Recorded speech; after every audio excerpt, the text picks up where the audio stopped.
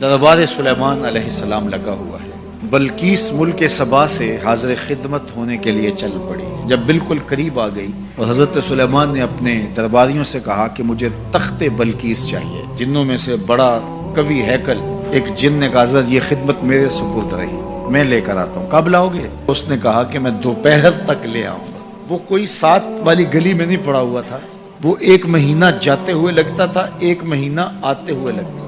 کوئی چھوٹی سی ڈبیا ہو جیب میں ڈال کے لے آنا ہو تو پھر بھی 2 ماہ چاہیے، لیکن وہ تخت 60 ہاتھ چوڑا تھا، 80 ہاتھ لمبا تھا۔ شرن جب ہاتھ کا لفظ بولا جائے تو وہ کونی تک ہاتھ ہوتا ہے، یہ 1.5 فٹ کاج کر ہمارا ہاتھ ہے۔ تو جن نے کہا کہ میں دوپہر تک لے آتا ہوں، بہت بڑی پیشکش تھی نا، لیکن حضرت سلیمان نے کہا نہیں، مجھے اس سے بھی پہلے چاہیے۔ ایک شخص کھڑا ہوا جس کے سینے میں کتاب اللہ کا علم تھا اور وہ آپ کا امتی تھا، اور اس نے پیشکش کی، حضرت یہ ذمہ داری میری رہی، میں لے کے آتا ہوں۔ میاں وہ جن تو دوپہر تک کا وقت دے رہا ہے، تم کتنی دیر میں لاؤ گے؟ عاصب بن برقیہ جواب دیتا ہے، انا آتی کا بہی قبل ان یرتد الیک طرفک، آپ آنکھ بعد میں جھپکیں گے، تخت پہلے پڑا ہوا۔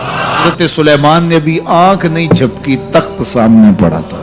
بے ساختہ پکار اٹھے، ھذا من فضل ربی، یہ میرے رب کا فضل۔